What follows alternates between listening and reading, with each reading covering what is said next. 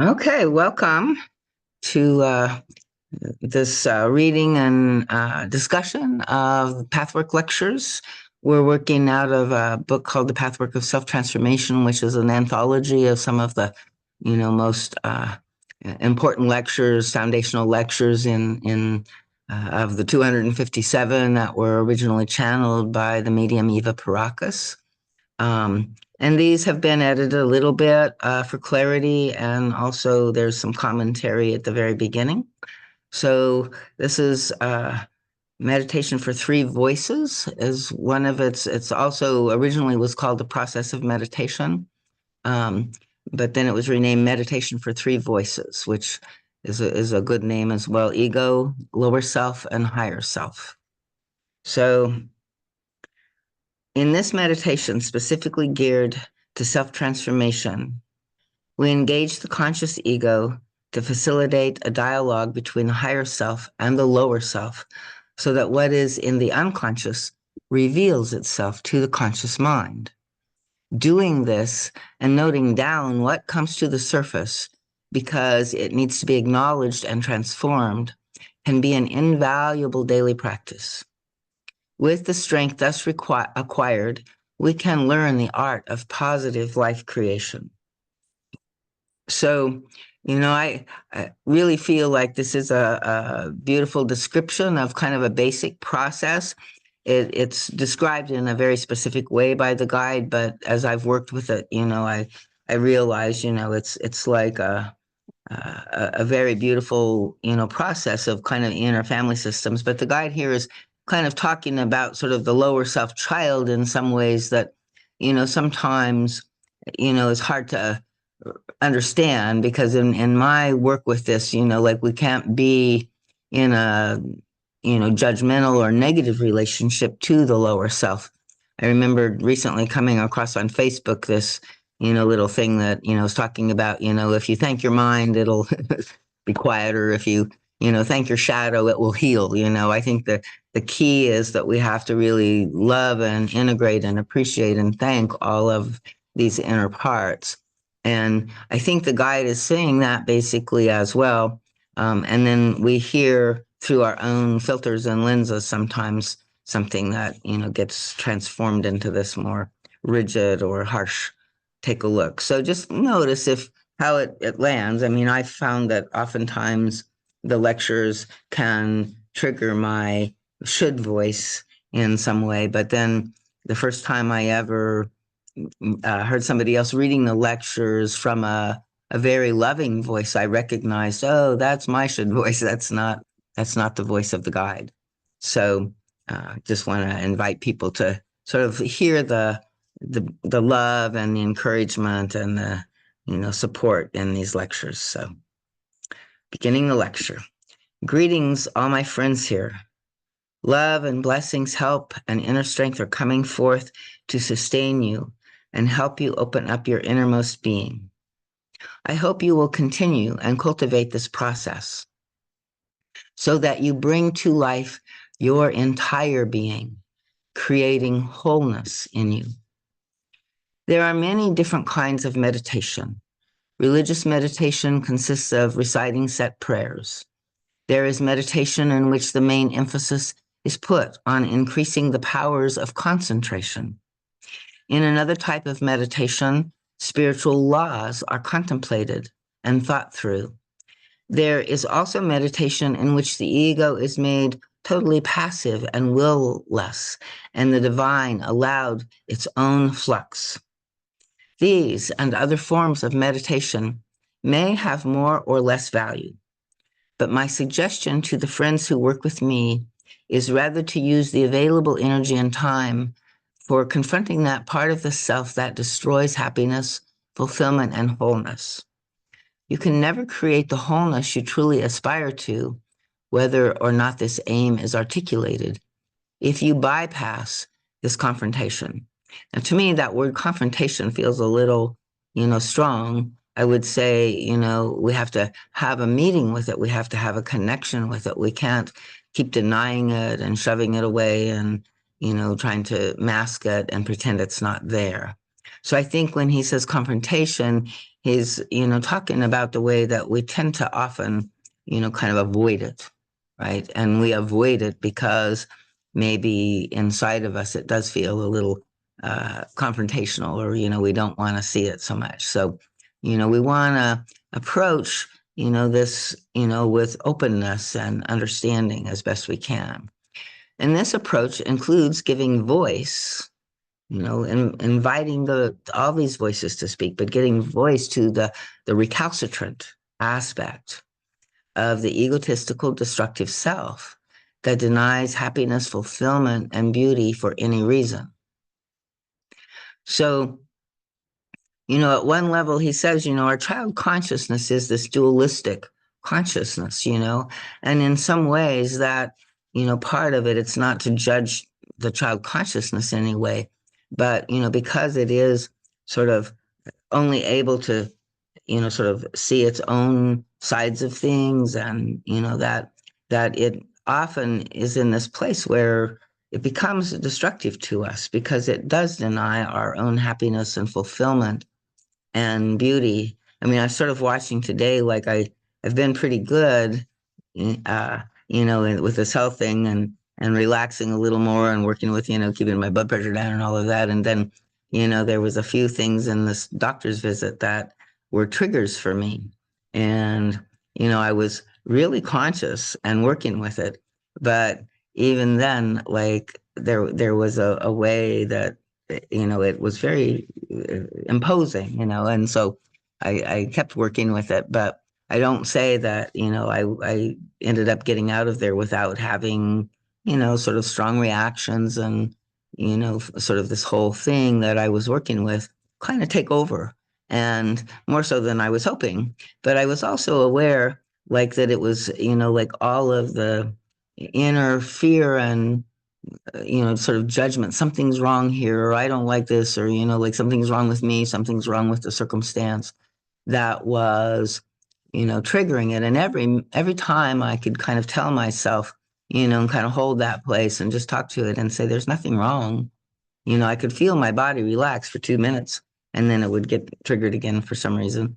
But, like I can tell it's a lot that, we get into, an awareness that we're in our destructive aspect in some way. And then we judge that. And, and then it's kind of the judgment of that gets us locked into it. And so, hopefully, through this process, it keeps kind of stepping back and holding what is, and working with that. So to really understand the dynamics, the meaning, and the process of meditation, and derive the maximum benefit from it, you must be clear about certain psychic laws. One of those is that if meditation is to be truly effective, 3 fundamental layers of personality must be actively involved in it. These 3 fundamental personality levels we may call the conscious ego level, with all conscious knowing and willing; the unconscious egotistical child level, with its ignorance, destructiveness, and claims to omnipotence; and 3, the supraconscious universal self, with its superior wisdom, power, and love, as well as with its comprehensive understanding of events in human life. In effective meditation, the conscious ego activates both the unconscious egotistical destructive self and the superconscious superior universal self. A constant interaction among these 3 levels must take place, requiring great alertness on the part of your conscious ego self. The ego as mediator. The conscious ego must be determined to allow the unconscious egotistical self to reveal itself, to unfold, to manifest in awareness, to express itself. This is neither as difficult nor as easy as it may seem.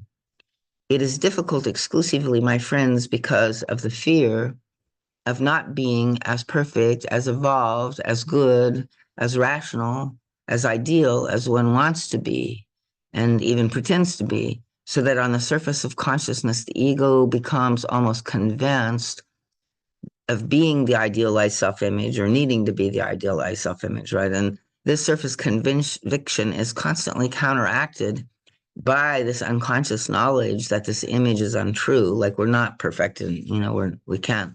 Our mask is we can't uphold it always. We recognize underneath, and so that kind of judges, right? That we recognize that we're not in total truth, and with that result, that secretly the whole personality then feels fraudulent and terrified of exposure, right?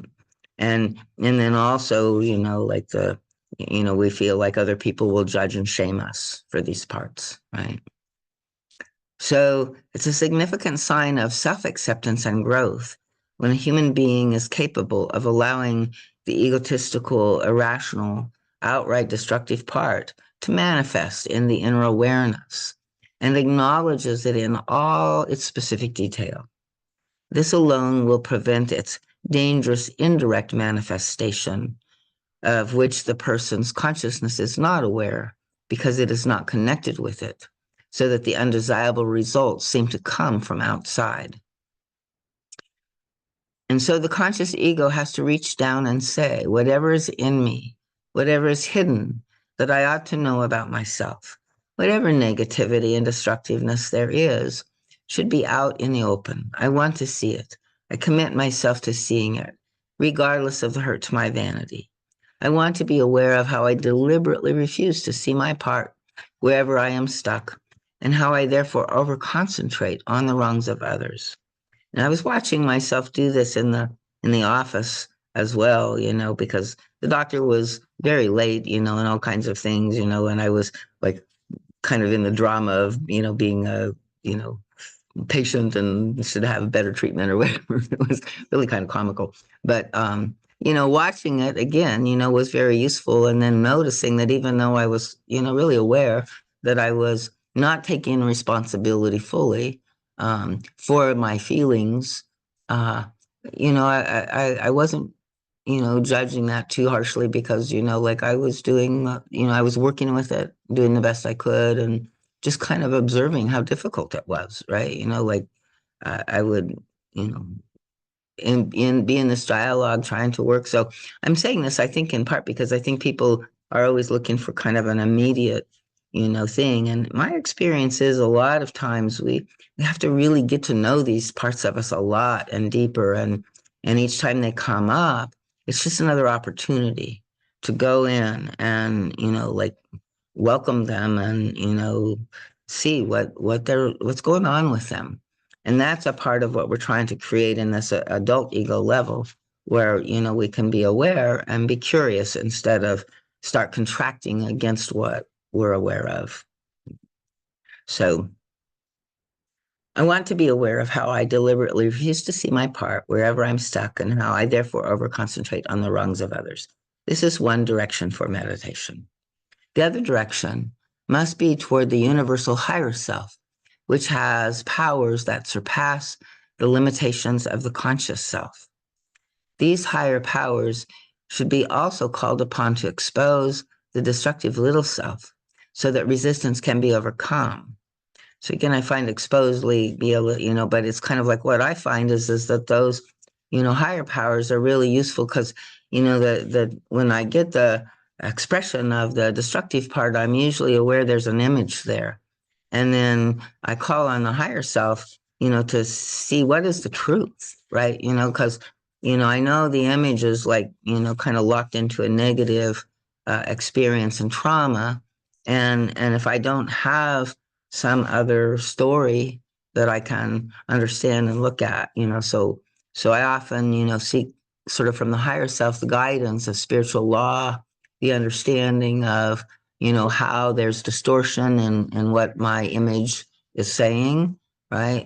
There's also truth in something, and I want to honor and acknowledge the truth.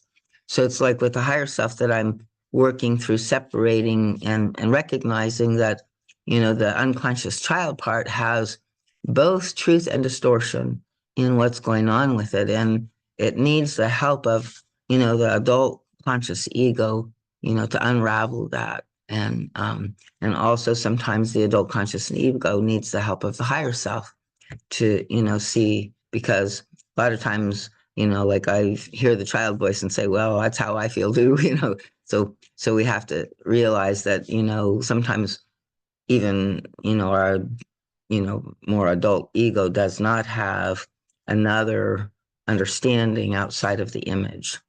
And the higher self is good to help us with that. So these higher powers should also be called upon to expose the destructive little self so that resistance can be overcome. And I like that resistance can be overcome, and I think the higher self can help that, but not by, resisting the resistance, right? Not by judging the resistance, forcing through the resistance, but that it's, like recognizing, oh, that's resistance, and why is it there, and what does it need? So the ego will alone may be incapable of accomplishing this, but your conscious, self-determining ego can and must request the higher powers to help. The universal consciousness should also be asked to help you to understand the expressions of the destructive infant correctly, without exaggeration, so that you do not go from ignoring it to making it a monster. A person can easily fluctuate from an outer self-aggrandizement to a hidden inner self-deprecation. When the destructive infant reveals itself, one could fall prey to believing that this destructive self is the ultimate sad reality. For a complete perspective on the revelation of the egotistic infant, one needs to ask constantly the guidance of the universal self.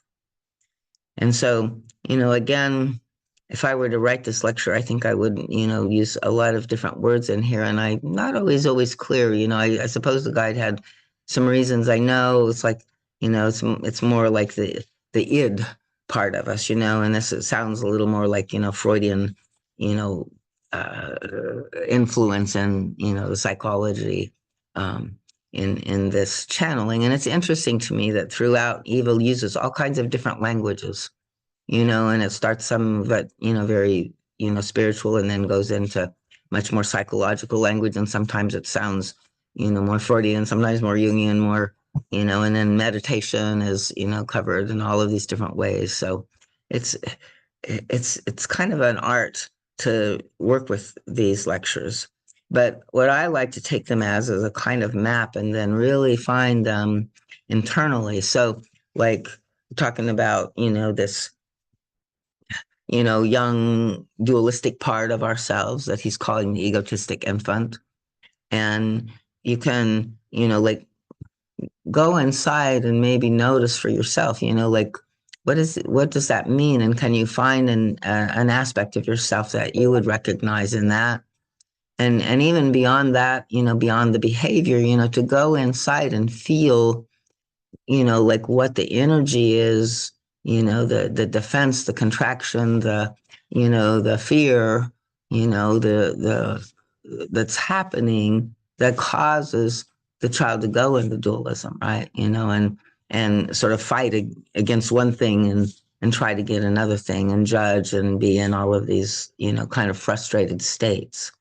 So when we can kind of shift also, out of, like any kind of particular image and let the image come out of the energy in the body and the feeling with it, then I think we get deeper with it. And so I like to just make this almost a mindfulness kind of meditation. Now, he says this in some other places, that I think kind of like, at least to me, suggests this, because it was in rereading this lecture at one point that I realized, oh, he's talking about this on an energetic level, rather than, in the, story of our history kind of level or that kind of thing.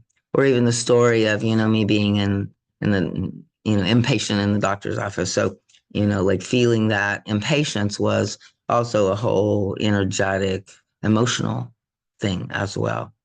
And when I could, get out of my voice sort of in my harumphitude of how dare they treat me like this. And I was even, that's your pride, that's your pride, that's your, like I was like having this whole dialogue the whole time. But it was really this kind of way that I was also just sitting and trying to, you know, go deeper into the feelings that were there and try to see the source of this. Why is this so triggering to me? Because it really, most people are able to relax a little more than that, in those situations. We may all get a little frustrated by it. But so, it's this kind of inner search from our deep curiosity and just awareness of here it is, and try to, that's where it kind of feels to me like a meditation, because you pull back and you just witness what's happening to some degree. And then of course it sucks you in and you get tangled up in it, and then you recognize that and pull back a little. And so that's, to me, like building a muscle. So I may be getting ahead and confusing everybody. I don't know if this is making sense in the lecture as we're reading through, but hopefully it's adding something. Any questions, any comments? I do have a question. Maybe I want to kind of connect it to what we talked about a few weeks ago, where, because when I hear the word infant, I think as an infant, I don't think I wasn't like judgmental or spiteful, but then I try to remember you talked about the soft pain. And then is that kind of how I should view it? Like something happens where I get triggered and I have to get through the hard pain of my adolescence, but then there's like the softer pain of maybe as an infant I had needs and the frustration that I felt. Is that okay? I need to, okay. Yeah, I think so. I mean, I think there's different levels here, right? And I think, like it is like when I am, able to, go beneath the fence of the older child and hit the true grief or pain of, the real situation, and, recognize that it opens my heart. I can hold it, like there's a truth and a recognition of, no judgment, at least for myself. And then in the path work, we learn sort of our circumstances and the suffering that we encounter, is part of what, is our evolutionary kind of journey in life. And without, like there's some way that, we're choosing some things. Now, sometimes it seems like that's can't be possible, or, we can't imagine. But, even for me, most of the time I can, see like, yeah, this is the universe coming up to challenge me to like kind of practice here a little bit. But when we're little, it's like it is the original wound. And the guide says we come in with a soul dent, right? And then the original family dynamic or some event that's going to happen, that needs to happen to activate the soul dent. And to kind of get it in the consciousness, and then it becomes sort of both the struggle, but also, sort of the task that the soul came in to do in terms of its own evolutionary process. And so, and when we can, sort of not judge ourselves, not judge the universe, not judge other people, but just kind of like accepting somehow the what is, and recognize that it hurt, that there, like we are the ones that can most deeply witness, this difficult experience. And to me, that's what the trauma needs. It's not so much trauma comes because of the event. I mean, that's not fun, but I think the real trauma happens because it's never witnessed, and it's never held, and it's never explained in some way. It's never integrated, right? And so, the as we can kind of do this work with our own inner child and kind of drop them through these layers of the defense and the resistance and the acting, uh, for me, it's the, aggressive defense, or, I can get aggravated easily. But for others, it's other things, other people, hunker down and, can't can't express or talk, and it's destructive even when it's not actively destructive, right? even if you are being a good little person and, really trying to take care of everybody around you, it's not going to get your needs met. And it's, a kind of codependency that doesn't help them, doesn't help you, kind of thing. So, all of the ways that we can, even just try to take care of ourselves, from the best that we knew when we were young. Like that's the ISI with the pride, or with the love, power, and serenity, and then love turns into submission, power turns into aggression, and serenity turns into withdrawal. And those are, like supposedly protective, but they also are destructive to ourselves and others. So, we need to be aware of when we're there, but then understand that we came by it honestly. It's part of the work we came here to do, not to judge ourselves, and just, find a deeper, way of holding and really witnessing everything. And that to me feels like it does more to resolve and, heal than anything else that I have found. So is that, I think you're right on. So, oh yeah. Helps a little piece of the puzzle, so thank you.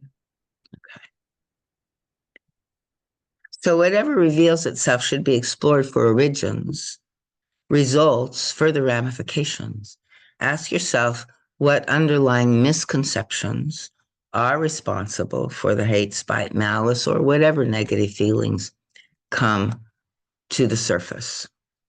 When the misconceptions are recognized, guilt and self-hate diminish proportionately.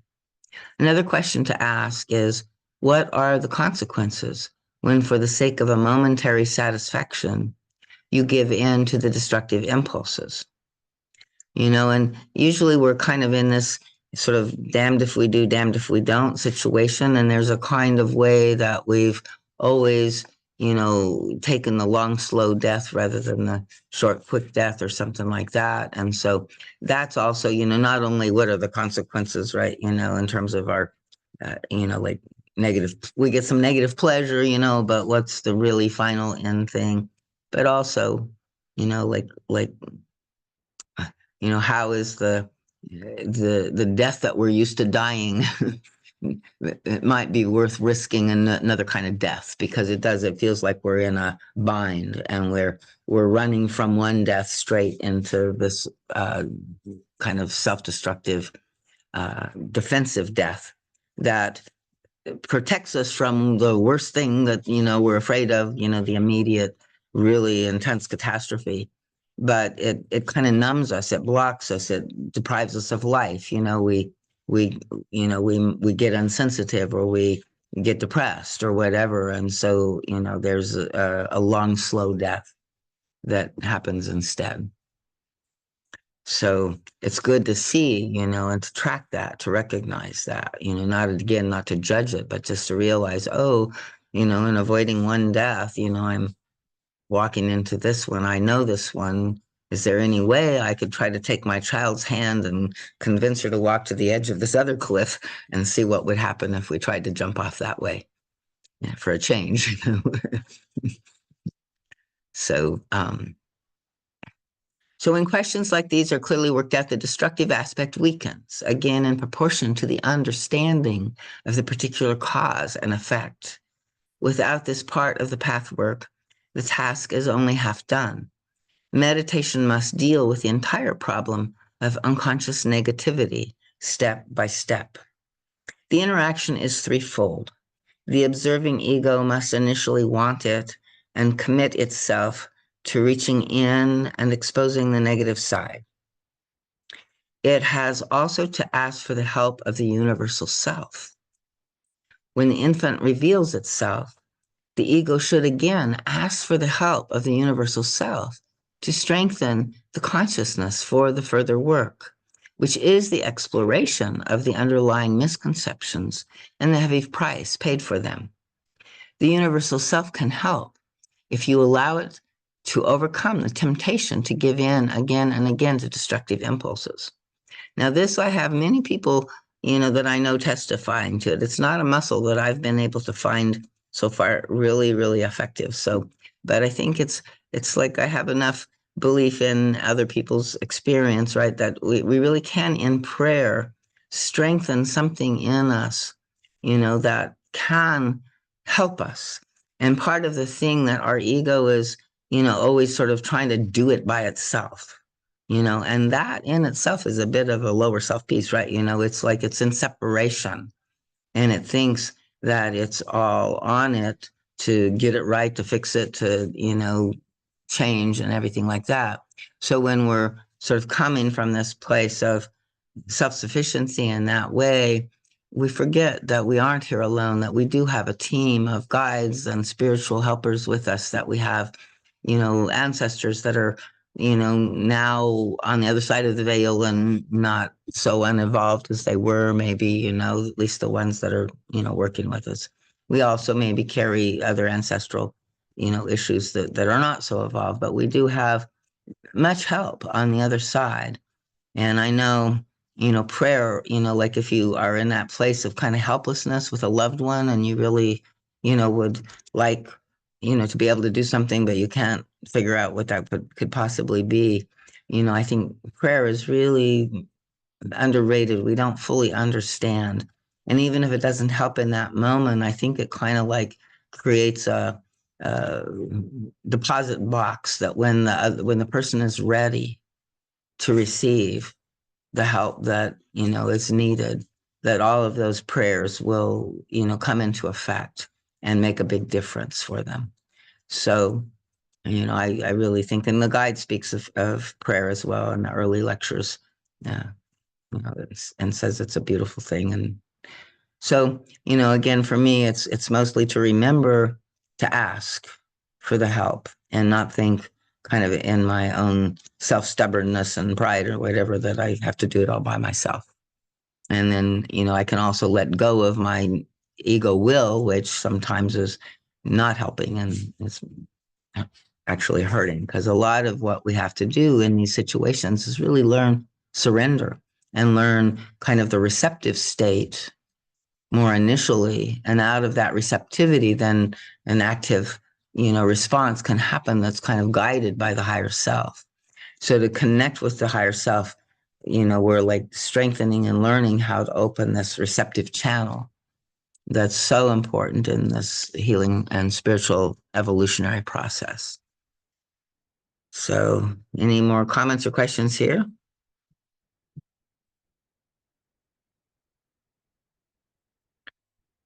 So the meditative attitude. Such meditation requires a great deal of time, patience, perseverance, and determination. Remember that wherever you are unfulfilled, wherever there are problems, wherever there is conflict in your life, your attitude should not be to concentrate with woe on others or circumstances outside your control, but to reach into yourself and explore the causes embedded in your own, like blocked in egocentric child level. Like, it's like, it's that word sounds in our language very, judgmental, but it really is just referring to, the guides has a real, process where he talks about, we come in this, 100 consciousness where, as a child, we want everything to be, comfortable and pleasant, and, anything that's not, we want to run away from, we don't want to experience. And, that's very biological, it's very natural. It's not to be judged, but it's like our journey is actually here to expand from that dualistic right, wrong, good, bad, okay, not okay, pleasure, pain, run, fight kinds of thing, or seek and, try to own something, control something. Instead of all of that, we're supposed to kind of like surrender into life having 50-50, and it's wonderful and we can receive that. And when it's difficult, we can also, trust that and work with that and know that, in some way there is a mirroring that's happening of our soul so that we can learn who we are and understand. And if we didn't have the difficulties, we wouldn't be able to do the work. And so as we get a little hindsight, as we get a little more maturation, as we, age, ideally, the wisdom comes, and a greater tolerance, a greater acceptance, a greater surrender to the vagaries of life, to the way things come about, the way things happen. And the more that we can, like at least initially, like that serenity prayer, accept, the things that we cannot change. Um, and of course, if we can change them, we want to be able to change the things we can. And then we want the wisdom to know the difference. And so, as we, relax into that acceptance, I think oftentimes it's when spirit inspires us, the higher self, activity strengthens, and we can then, go from a 50-50 kind of thing into like a real sort of unitive consciousness that we recognize that everything is unfolding exactly as it needs to. And, we need to just stay with it and, not go to our defenses and connect with the higher self, and there will be guidance. We will understand, what is needed.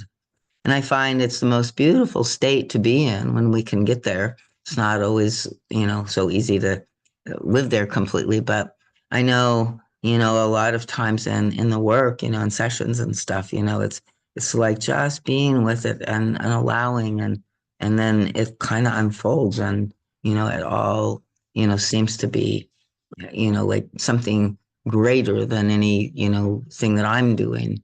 And that's when, you feel like you're kind of a part of something, that's really aligned. And wherever your creativity, wherever you're, like in the moment with other people, it's one of the things that, I work with in terms of like organizational relationships and things like that too.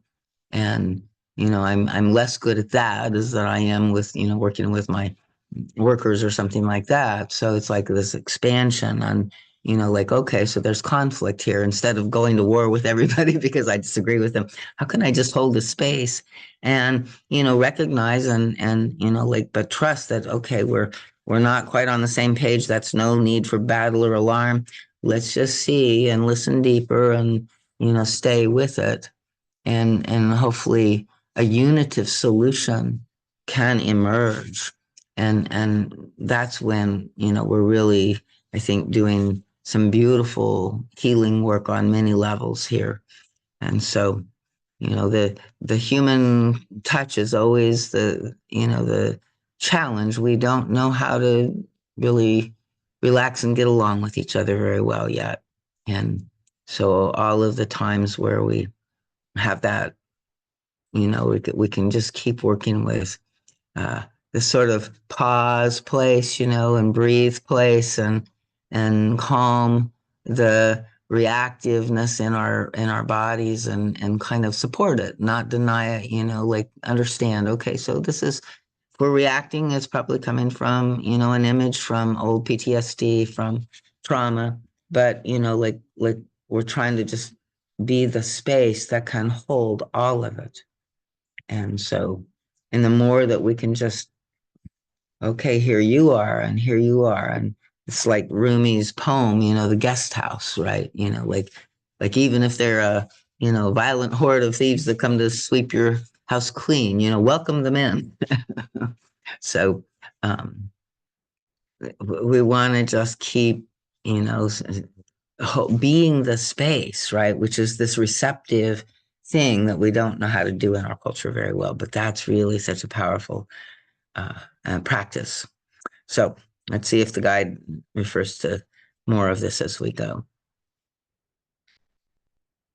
So if such meditation is cultivated, you will discover a side of yourself you have never known. In fact, you will come to know two aspects. The highest universal powers will communicate themselves to you to help you discover your most destructive, ignorant side, which needs insight, purification, and change. Through your willingness to accept your lower self, the higher self will become more of a real presence in you. In fact, you will increasingly experience it as your real self, which that's who we end up identifying with. And, because, and the other parts are like our pain body selves, our soul dense selves, our wounded parts, that we're here seeking to support and help because they, had an early rough start of it. So many people meditate, but they neglect the two-sidedness of the endeavor and therefore miss out on integration. They may indeed actualize some of the universal powers that come into play wherever the personality is sufficiently free, positive, open. But the unfree, negative, closed areas are neglected. The actualized universal powers will not by themselves enforce an integration with the undeveloped part of the self. The conscious ego self must decide for this integration and fight for it. Otherwise, the universal self cannot get through to the blocked off areas. Partial integration alone with the universal self may lead to a greater self-deception if the consciousness is diluted by the actually existing partial integration with divine powers and becomes even more prone to overlook the neglected side. This makes for lopsided development.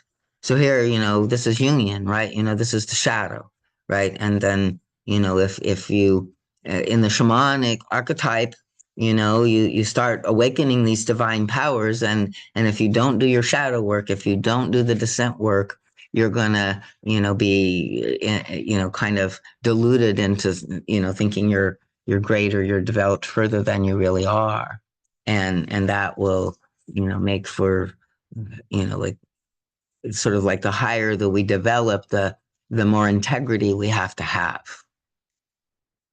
in the spiritual journey. So this beautiful shadow work that he's describing here, is like again, it's like when I was in TP for 5 years, and every time they said the word lower self, I just cringed inside and ran.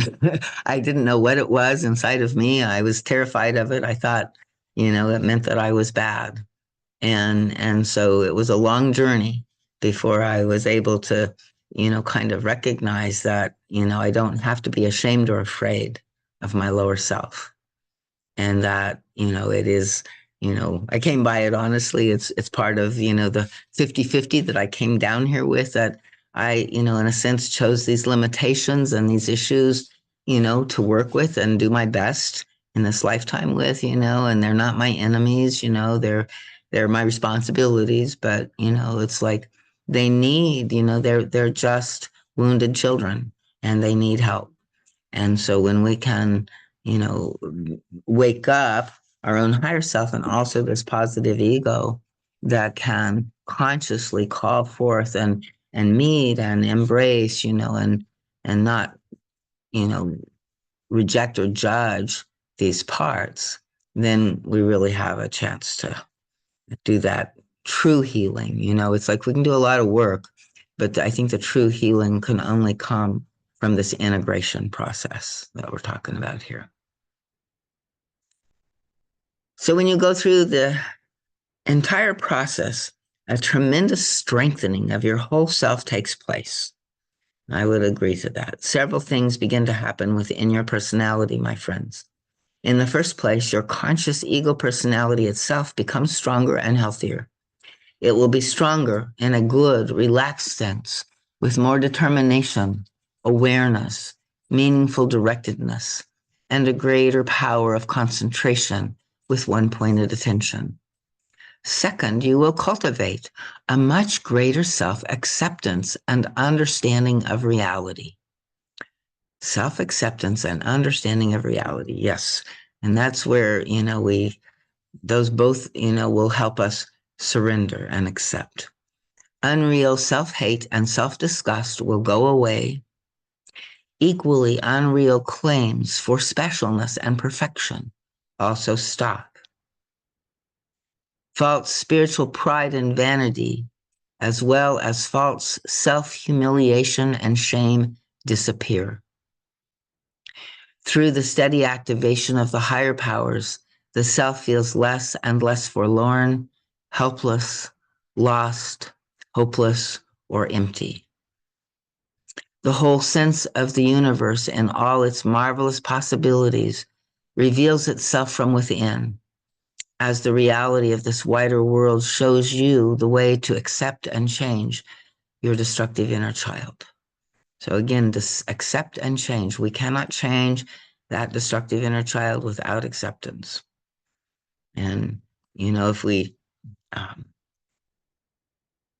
really can recognize what's going on underneath, then it is this kind of place where, pride and shame kind of collapse into, real humility, deep, beautiful humility that realizes, that we're not perfect and we don't have to be, that we're children of God and that we are divine and that we are, here doing this amazing journey in service of the divine, and that we took on some really tough shit in service of the divine, and that all that we are failing to sort of overcome or whatever, is just, that we're still approaching it sort of from a get rid of it standpoint rather than an embracing and a self-acceptance and a, deepening integration process. We're trying to separate instead of integrate. So any comments, questions?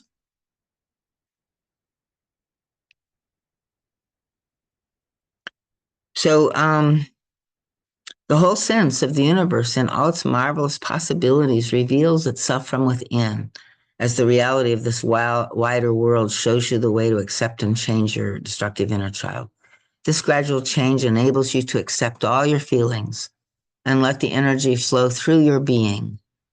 When you accept your small, petty, mean side without thinking that it is the total, final reality, then the beauty, love, wisdom, and infinite power of the superior self become more real. Dealing with the lower self leads to balanced development, integration, and a deep, reassuring sense of your own reality. Realistic, well-founded self-liking must result. When you see the truth in yourself, and it becomes second nature to want and commit yourself to this truth, you will detect an ugly side in you, which until this point you were afraid to see, too resistant to see. Simultaneously, you also detect this great universal spiritual power that is in you, and that is, in fact, is you. Paradoxical as it may seem, the more you can accept the mean little creature, the ignorant little infant in you, without losing your sense of self-worth. And again, this is kind of one aspect of the lower self, the mean, the ignorant. There are many levels of this. So it's like whatever we reject, in ourselves, like when we can accept that without losing our sense of self-worth, the better you will perceive the greatness of your innermost being, provided you truly do not use your discoveries about your little self to beat yourself down. The lower self wants to seduce the conscious ego to stay within the narrow confines of neurotic self-beating, hopelessness, and morbid capitulation, which always cover unexpressed hatred. The conscious ego must prevent this stagnant stratagem using all its knowledge and resources, including recognizing and welcoming, the unexpressed hatred, right? It's like we feel bad. Oh my gosh, we're feeling hate. Well, where does hate come from? What is hate really? Make that a study. Don't just judge and reject it. And like as you understand, often, as you go in, you'll see, that there's a great deal of unexpressed pain also inside of the unexpressed hatred. Maybe a huge frustration, something else, right? So, we need to, recognize the hatred, but not see that as the, ultimate thing, what's underneath that, right? And not to judge the fact that we can be selfish, that we can be hateful, that we can be willful, that we can be proud. Because, the minute that we reject ourselves, judge ourselves, deny, our own self-acceptance and self-love, then this lower, he's saying, this part of the lower self that wants to seduce the conscious ego has won, right? And oftentimes it feels like that. I mean, I was sitting in the the doctor's office, like just listening to these voices bombard me, with, and I knew what it was, it was like, so it's kind of like, yeah, again, I wasn't able to completely keep it from taking, like activating me in some way, but I was conscious enough that it didn't take me deep into it, right? So I stayed, in the work, and I suspect that has some value, even when we don't master the situation, right? It's just practice. We're exercising the muscle. And even if we don't, do it right then. I mean, once I got out of the doctor's office, or once I finally saw the doctor, I calmed down immediately, right? Or whatever. But, those kind of pressure cooker points, I think life kind of intends them for us to get activated in them, because that's where we can kind of work it and try to understand and get a little deeper with it. So the conscious ego must prevent the stratagem using all its knowledge and resources. And that's kind of what was going on. So observe this habit of self-beating, hopelessness, and capitulation, or judging other people and making them all wrong, right? It can go either way. It's the same thing. And counteract it, not by pushing it underground again, but by using what you know, talking to this part of yourself. You can bring to bear on it all the knowledge of your conscious ego. If this is not sufficient, request the powers beyond your consciousness to come to your help. As you get to know both the lowest and the highest in you, you discover the function, the capacities, but also the limitations of the conscious ego. On the conscious level of the ego's function is wanting to see the full truth of both the lowest and the highest in you, wanting with all of its strength to change and give up the destructiveness. But all we can do is make that choice. We can want it, right? And then we can see the parts in us that maybe don't want it, right? So that's just another, piece to understand and unravel a little more. The limitation is that the ego consciousness cannot execute this alone. It can't make the change. It can't make things change. We can simply want it. We can choose it. And then we must turn for help and guidance to the universal self and wait patiently without doubting or impatiently pushing. Therein lies the catch, right? So if you can, recognize, that once you've, made your request, your choice, your inner, your free will chooses what you want, knowing that you yourself cannot make it happen, but it is through the requesting of the powers of the higher self, to honor your choice, to, support you in that choice. And sometimes that might mean, tempting you out of that choice so that you can see again, what's operative there. So, but the higher self will be the one that actually can effectuate it. And so when we, make the choice and then we fall again, we have to forgive. We have to, simply recognize and maybe go inside and see, well, what part, tripped me up, or, where do I need to choose deeper maybe, or something like that. But also recognizing that it's no easy feat to change habits, to, transform these deep traumatized aspects of our being, and even into, past lives and other things that we carry. So this waiting needs an open attitude about the way the help might manifest. The fewer preconceived notions one has, the faster help will come forth and be recognizable. Help from the universal consciousness may come in an entirely different manner than your concepts may make room for. And this might prove to be an obstacle. An open, waiting, accepting, and positive attitude is also necessary. The recognizing its absence, however, can also become a constructive acknowledgement of where the self is at the moment. So that's what I was doing, right? It was definitely not in the open, waiting, accepting, positive attitude place, but I was acknowledging that I was there and not condemning myself, not rejecting myself for being there. The re-education of the destructive self. So far, we have discussed two phases of the meditation process. First, the recognition of the unconscious, destructive ego self, and then the understanding of the underlying misconceptions, the causes and effects, the meaning and the price to be paid for the present destructive attitudes. The third phase is the reorientation and re-education of the destructive part of the self. The destructive infant is now no longer entirely unconscious. This infant, with its false beliefs, its stubborn resistance, its spitefulness, and murderous rage, must be reoriented.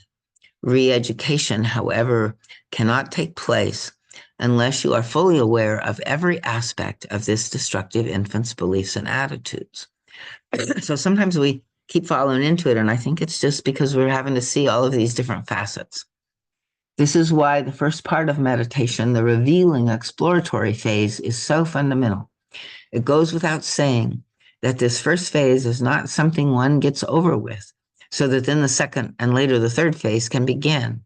This is not a sequential process. The phases overlap. What I say now must be taken with great care. Otherwise, the subtleties involved will not be communicated. Re-education might very easily be misunderstood and lead toward a renewed suppression or repression of the destructive part that is beginning to unfold. You have to take great care and deliberately aim to avoid this without, however, allowing the destructive part to engulf you. So it's this balancing act, right?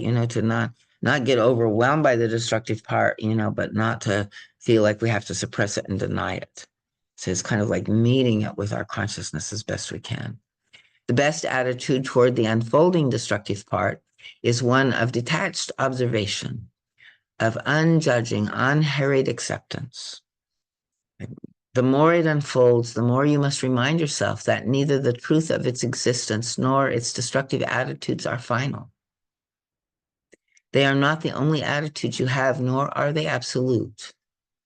Above all, you have the power inherent in you to change anything. You may lack the incentive to change when you are not fully aware of the damage the destructive part of you does to your life when it goes unrecognized. It is therefore another important aspect of this phase of Pathwork meditation to look deeply and widely for indirect manifestations. How does unexpressed hate manifest in your life? Perhaps by making you feel undeserving and afraid, or by inhibiting your energies. This is only one example. All indirect manifestations have to be explored. It is important here to remind yourself that where there is life, there is constant movement, even if this movement is temporarily paralyzed. Matter is paralyzed life stuff. The frozen blocks of energy in your body are momentarily hardened, immobilized life stuff. This life stuff can always be made to move again, but only consciousness can do it. For life stuff is filled with consciousness as well as energy. Whether this energy is momentarily blocked and frozen, or whether this consciousness is momentarily dimmed does not matter. Meditation must mean above all that the part of you that is already conscious and moving actually intends to make blocked energy and dim consciousness moving and aware again. The best way to do this is to allow the frozen and dimmed consciousness, first of all, to express itself. Here you need a receptive attitude instead of a reaction, that what comes forth is devastating and catastrophic. The panicky attitude towards one's own unfolding destructive infant does more damage than the destructive infant itself. You must learn to listen to it, to take it in, to calmly receive its expressions without hating yourself, without pushing the infant away. So this is part of where I think I picked up this idea that he's talking energetically here, and if we can kind of like when we're in these places, we might, feel, our rage or something happening, inside that we seem, it seems like our lower self or maybe our self-judgment or something like that. And if we stay kind of in the story or the event, uh, sometimes it's hard to separate because it seems so justified or it seems like the way it is, or here we are again, that's the image speaking, and we want to understand what the image is saying, but to get the frozen life stuff moving again, sometimes it's useful to like leave that for a little bit and go in and just notice in your, stuck places, in where you are in your negativity, what's going on in your body? Where are you tight? Where are you tensing your body, blocking the energy to flow? And then sometimes just by, saying, I see you, and going into your body and, breathing and, welcoming flow and giving it space to move, say, I'm here now. I'm going to make space around you and hold you. You can see what would happen if you let go of your holding. Like we hold up, we hold on, we hold in, we hold out, we hold back, we hold together, all of these in defense. And what we're trying to do is create a container that actually holds in love and self-acceptance, holds it in a space of openness and acceptance that allows and invites it to express, to flow, to know itself, to feel what's there. So you must learn to listen to it, to take it in, to calmly receive its expressions without hating yourself, without pushing the infant away. Only with such an attitude can you come to understand the causes of its underlying destructiveness. Only then can the process of re-educating begin. The denying, panicky, frightened, self-rejecting, and perfection-demanding attitude you usually have makes every part of this meditation impossible. So, this is where we really have to, the first step in it is to kind of like step back and, find this witness, this compassionate witness, this objective observer, because the other parts of us, have to be held in that container. It does not, this other part, is this other kind of holding, right? We're resistant, and it does not permit exploration of the causes, does not permit unfoldment.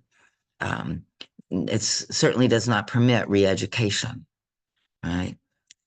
Oftentimes, if I go in with my judgmental attitude and try to connect with this part, it's like it doesn't, it runs and hides in a corner, it just, fuck you, I'm not talking to you, So we have to, make that relationship so that it's willing to express and energy is willing to flow.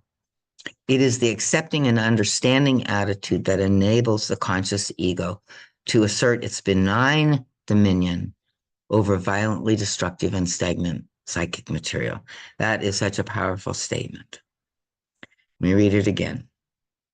It is the accepting and understanding attitude that enables the conscious ego to assert its benign dominion over the violently destructive and stagnant psychic matter. As I have said many times, kindness, firmness, and deep determination against your own destructiveness are necessary.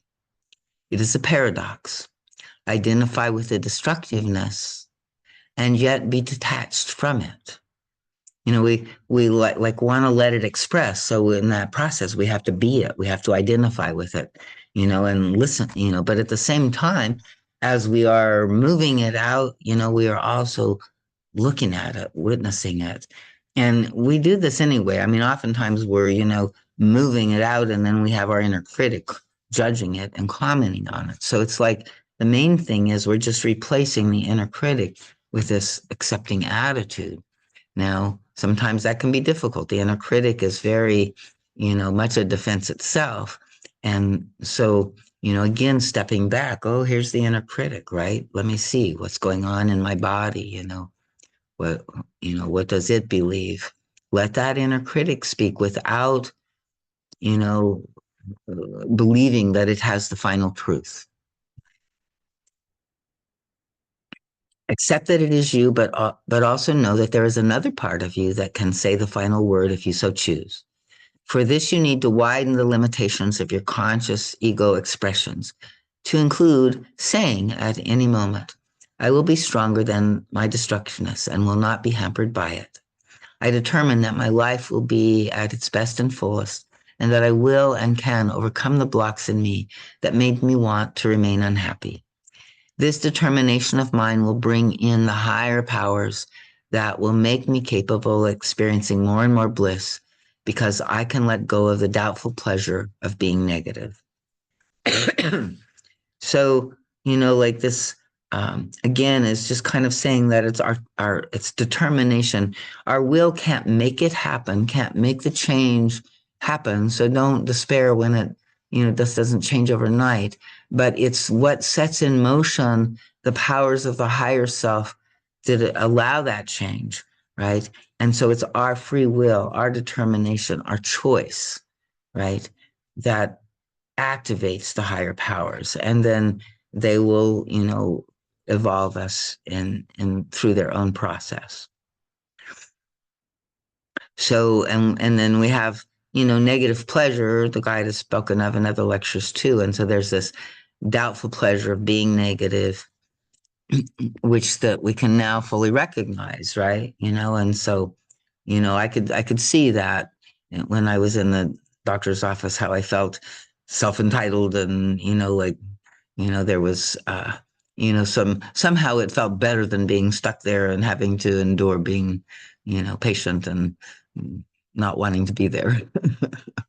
So I was also, like worried because I was trying to keep my blood pressure down because I didn't want to take a whole lot of medications and I didn't want to fight with the doctors. And there's this interesting PTSD thing that I have with doctors and doctors' offices and stuff like that. So that was all getting activated, and so I was hoping to kind of get in there and, see the doctor and have this successful thing. And when that got blocked and I had this long wait and my impatience from my ADHD starts in and then all of this stuff, I'm just like embroiled in this thing, right?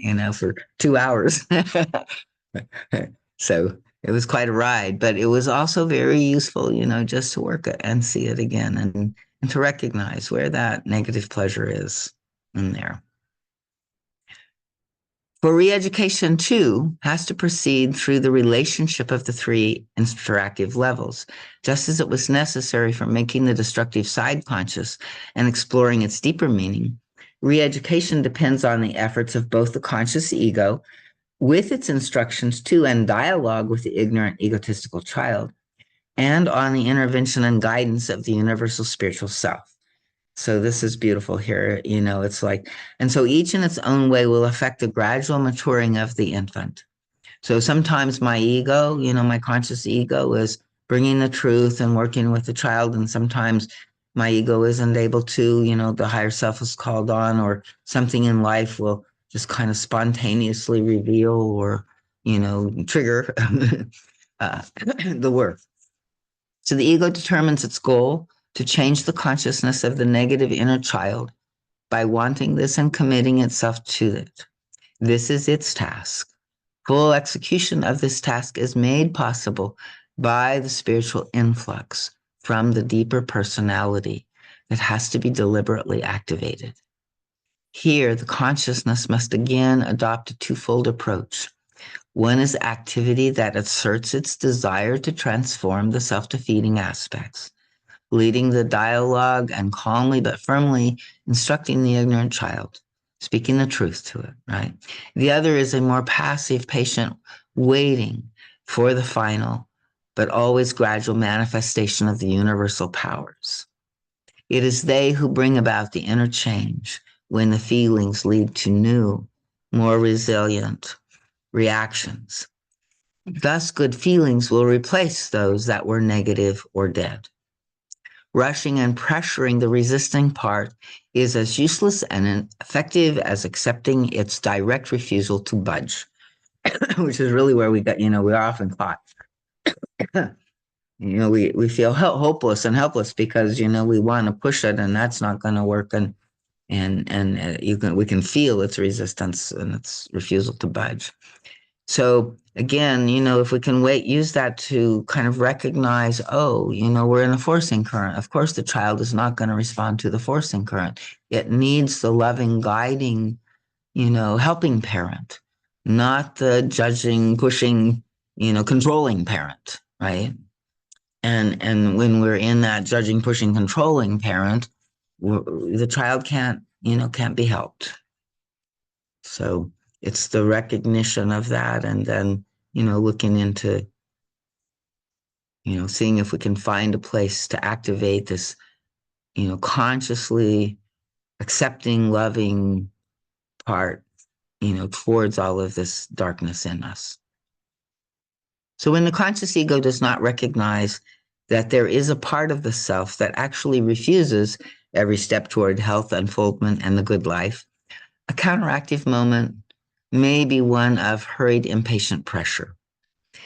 Both derive from the self-hate.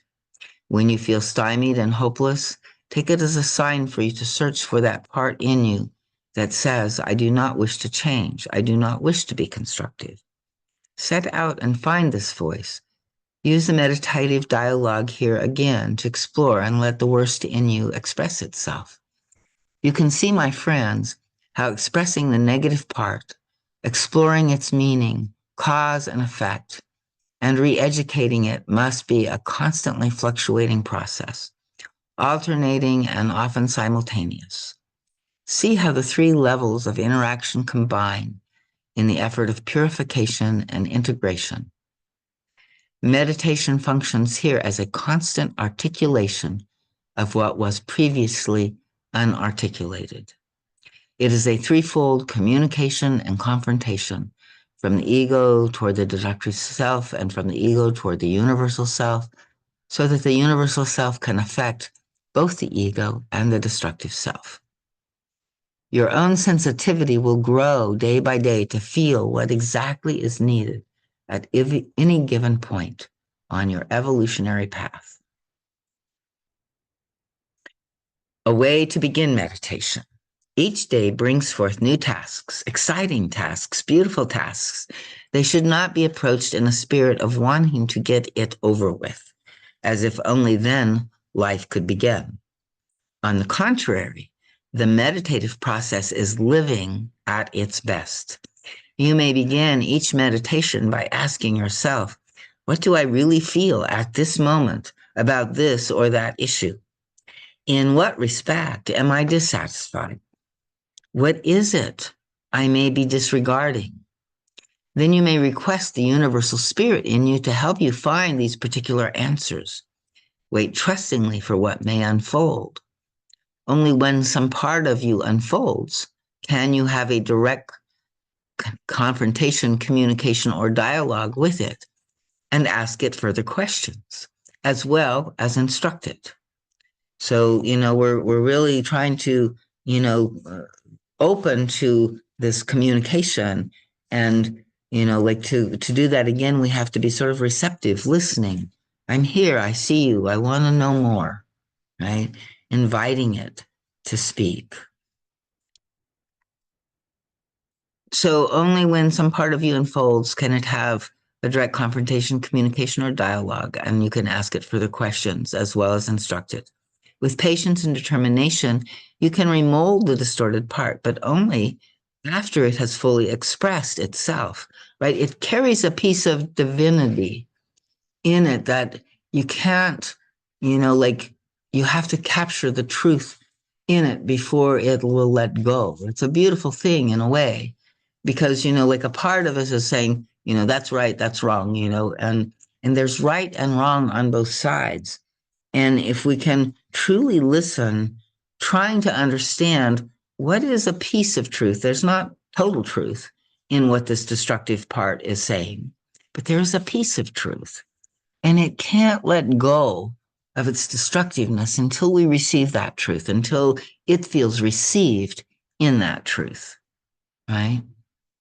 And so we really want to, welcome it, bring it out, and understand and seek deep within. This is that conscious ego's function, like, okay, there's distortion here. We want to know what that is, but we also want to understand what the divinity is that it's holding. And then I've seen time and time and again when I recognize that it shifts completely. It then feels like it can let go of the warpath, and it feels understood in some deep way that was what it was seeking all along.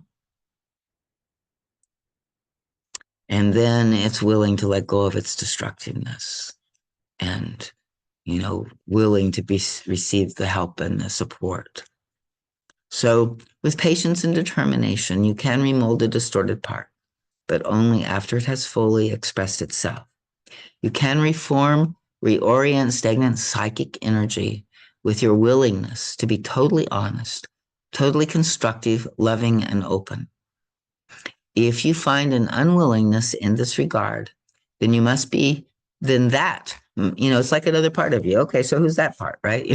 Let's go meet that part in a constructive, totally loving, open way, right? It's just, we have to keep stepping back behind whatever shows up that is, blocking. So when you find that unwillingness in this regard, then that must be confronted, explored, and re-educated. This is the only meaningful way in which meditation can move your life toward the resolution of problems, toward growth and fulfillment, and toward unfolding your best potential. If you do this, my friends, the time will come when trusting life will no longer sound like a vague, faraway theory that you cannot put into personal action. Instead, your trust in life, as well as self-love, in the healthiest sense, will fill you more and more based on realistic considerations instead of wishful thinking. Reconciliation of the paradoxes of your life. As your consciousness expands, the paradoxes and opposites that constantly puzzle you in life will be reconciled. Let us examine first the paradox of desire. Both desire and desirelessness are important spiritual attitudes. Only to the dualistic, separated mind do they seem like opposites, leading to confusion about which is right or wrong. Human beings desire, for only desire can bring you to the fourth aspect of meditation. This is the expansion of your conscious concepts in order to create a new and better life substance, hence life experience. If you do not desire a better state of being and more fulfillment, you will have no material to create and mold life substance. Visualization of a fuller state presupposes desire. These concepts must be fostered by the conscious ego, and the universal consciousness must intervene to help create a more expanded state. If you see desire and desirelessness as mutually exclusive, you cannot grasp or feel the necessary attitude. Desire must exist for one to believe in new possibilities and to unfold into greater states of fulfillment and self-expression. But if desire is tense, urgent, and contracted, it forms a block. Such desire implies you do not believe that what I want can happen, which is perhaps the result of an underlying, I really do not know I want it, or I really do not want it, because of some misconception or unjustified fears or unwillingness to pay the price. So we might have a conflict. We both want it and don't want it, different levels of our being. And so again, we have to, get in touch with all of these parts. This underlying denial creates too tense a desire, right? So it's our own internal denial that then makes us go into the forcing current. So, if we're feeling the forcing current, we definitely need to see if we can find some part of us that's, like in spite of our desire, is afraid of that desire or, doesn't agree with that desire in some way. Therefore, a kind of desirelessness also must be present that could be expressed as the statement, I know I can and will have such and such, even if it is not realizable right now in this or that specific form. I trust the universe and my own goodwill sufficiently that I can wait and will strengthen myself along the way to cope well with the temporary frustration of this desire. So this is, like tricky and powerful, right? And kind of like is part of what we're trying to re-educate, but the child doesn't have the same trust, the same faith, and maybe even our adult doesn't, right? And so sometimes, we can't relax.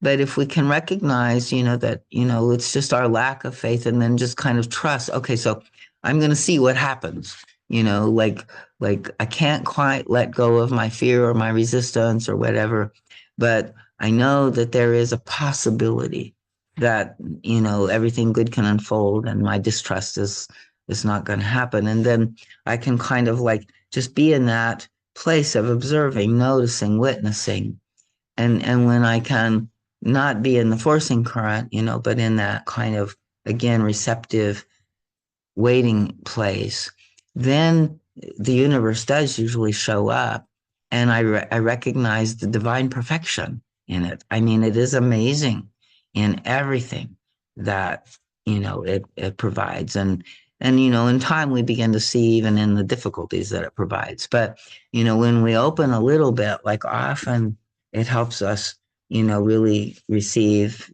that longing that we've had.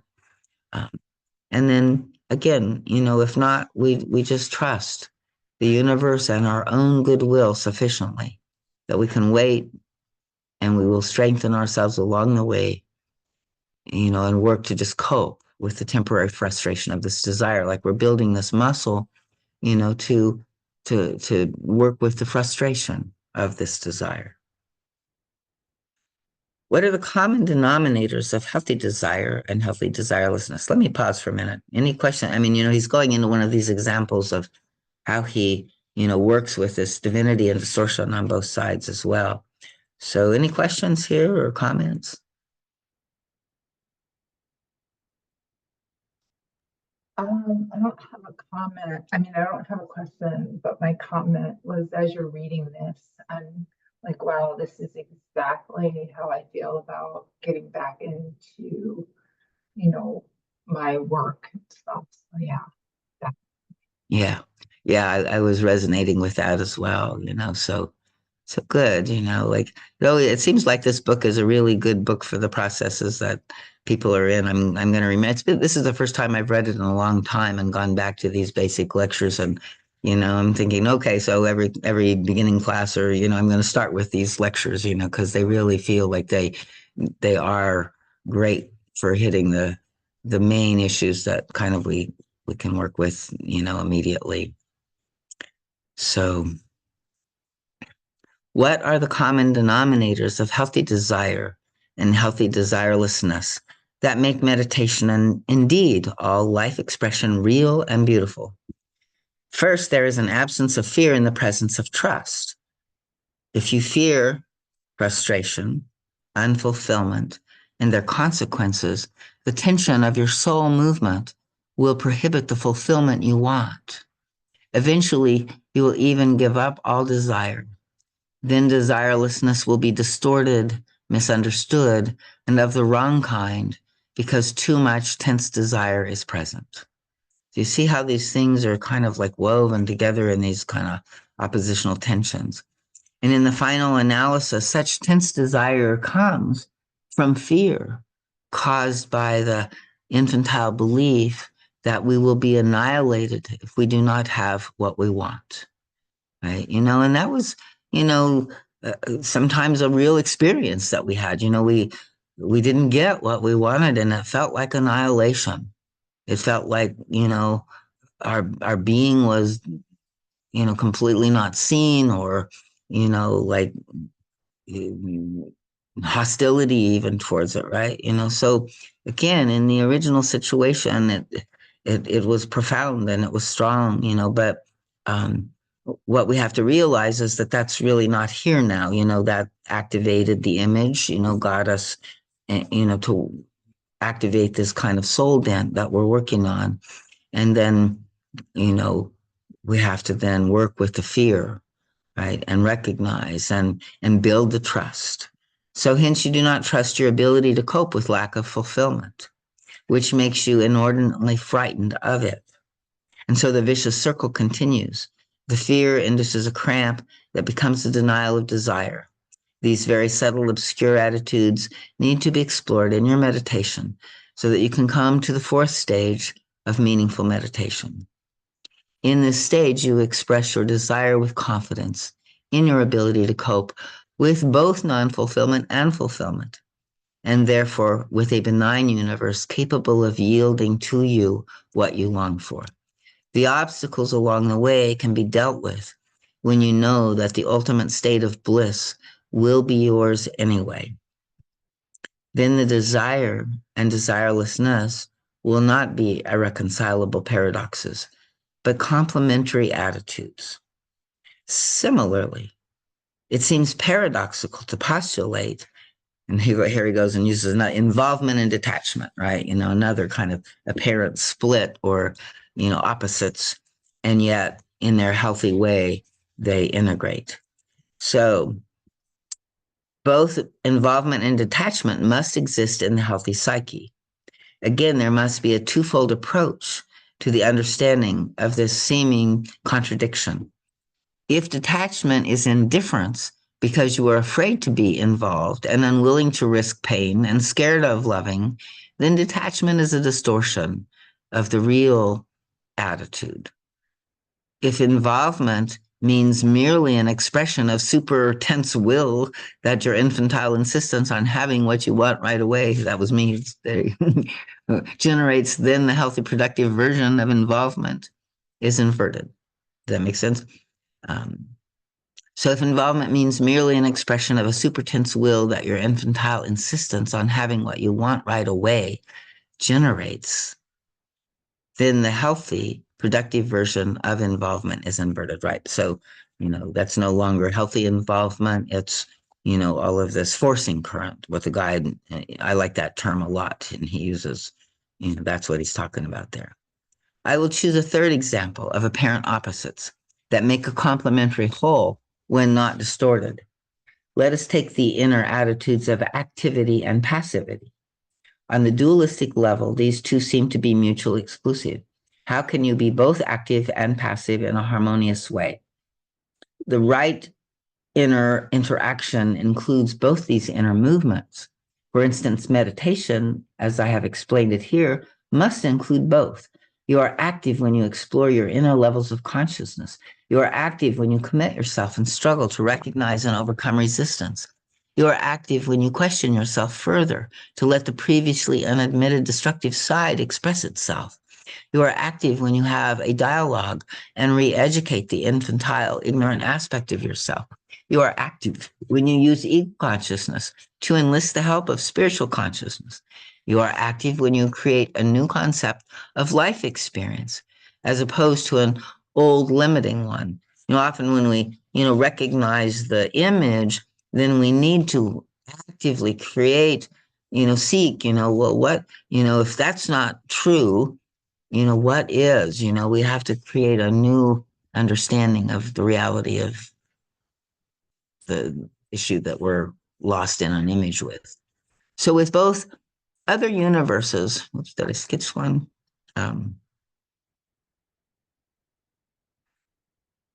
When the ego deals with both other universes to establish a connection, you are active. So, that's the active part of this, adult ego that we have, and it's kind of the active player in this. But you must also learn to wait passively for the unfoldment and expression of these other levels, right? We can't force the negativity to speak. We can't force the higher self to come. We can't force the love to happen, right? Whatever. So Then the blend of activity and passivity prevail in the psyche. The universal powers cannot come to fruition in a human being unless both the active and passive movements are present.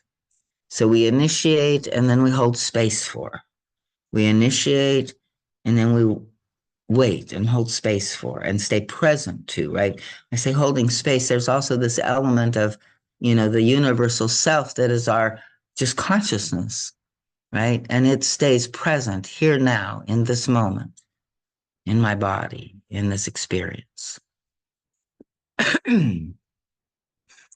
These are very important concepts to understand, to use, and to observe within yourself. Find where they are distorted, where they are functioning well.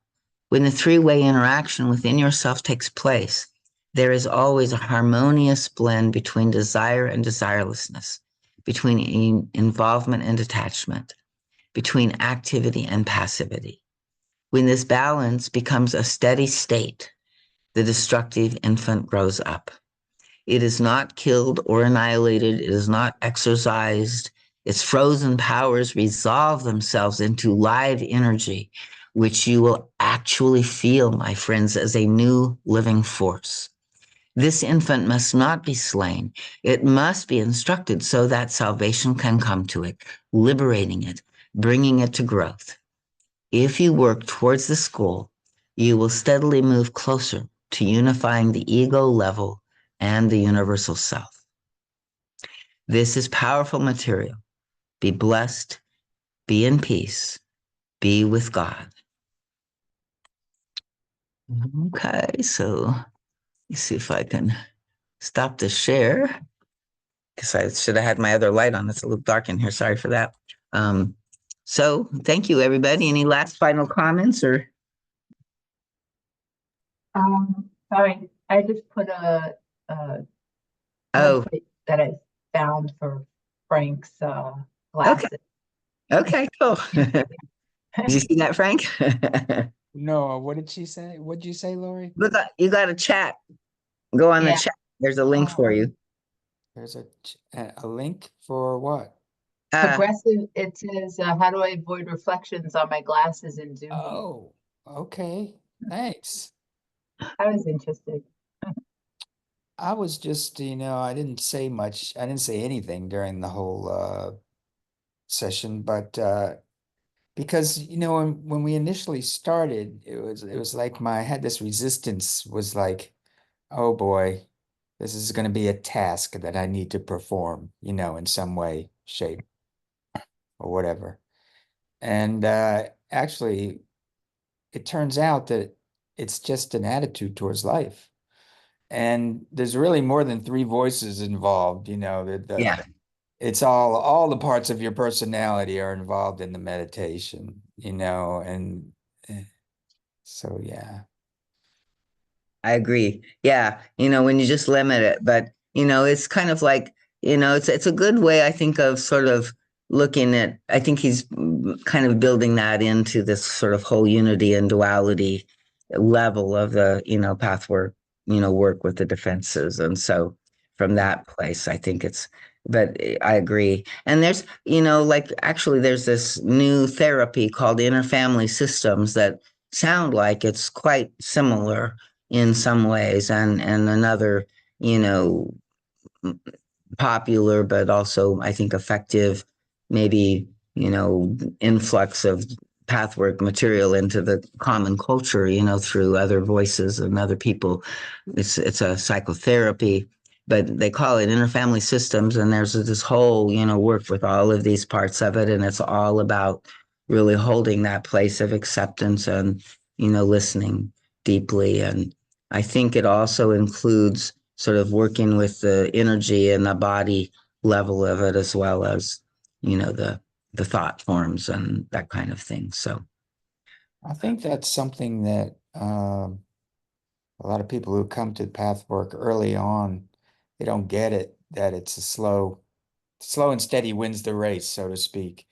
They want to see immediate transformation, immediate Which is that infant, the egotistical child, that what I want, what I want now, and I want out of this pain that I'm in, and I want, all of this fixed, and yeah, it does it. I was there for a long time, and to relax that helps a lot, because it doesn't help, but it's hard, because we're in pain and the child doesn't understand and, just wants to feel better, right? Uh, so we can also just, like step back and hold that and, a lot of compassion. But you're right. It's hard in the beginning for people to really understand, and I mean, now after all of these years, it's like and uh, I feel like I'm just now deeply, deeply integrating this work. And I can remember when I started, I couldn't even I would read two sentences in these lectures and I would be completely, not sure what was being said or, lost and confused. So, now it's pretty clear. So consciousness is expanding, is growing, is integrating, it's happening and it's happening within us and it's happening in the larger culture as well, I think. And so hopefully all of this will, serve all of our, these really wild times that we're in, but, hopefully just to even, have this kind of shift. I mean, for me, it was a long time coming as well, even though I'd read this and I work with, but there's this kind of natural tendency to criticize and judge ourselves and others. And in the beginning, I used to always never be judgmental of other people, and it was mostly of myself. Now it's a little bit, I'm no longer judgmental of myself, but I can get hard on sometimes people. So I'm, like realizing, well, that's not the answer either. But, there is this kind of way that what I found in kind of having a different compassionate appreciation of myself and my journey. And I think it does mean that we have to have some, like the guide says, the real adult need is to see the movement of our own growth, right? And to have, the awareness of, these, positive powers within us. And so if they're stuck and we can't activate them inside of us because of these difficulties, it's hard for us to feel like we can love ourselves or want to love ourselves. It's like, and yet, without that, we can't really do this healing work with it.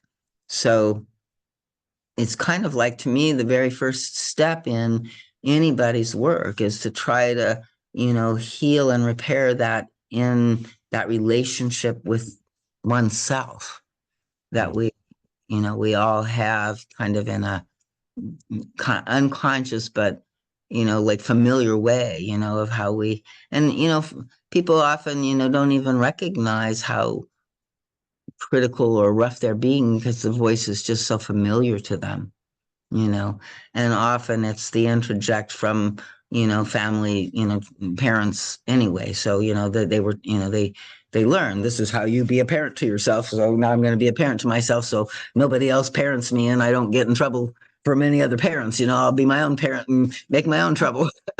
Right. and then maybe I'll straighten up and won't do anything wrong so I get in trouble by anybody else again. So that's really where the child is coming from, and it's just, she's just they're struggling to, you know stay in life and find their way. And so if we can kind of recognize that and see that it's like a slightly older child trying to be a parent to a younger, more fucked up child, and then we need to awaken the higher self to embrace them both and awaken that ego to recognize that both of these are just voices in distress that need presence and help. Okay, well, great. Thank you again, Darlene. Thank Yeah, you. thank you, everybody. It was great. Thank you so much. Good night. Good night. Good night.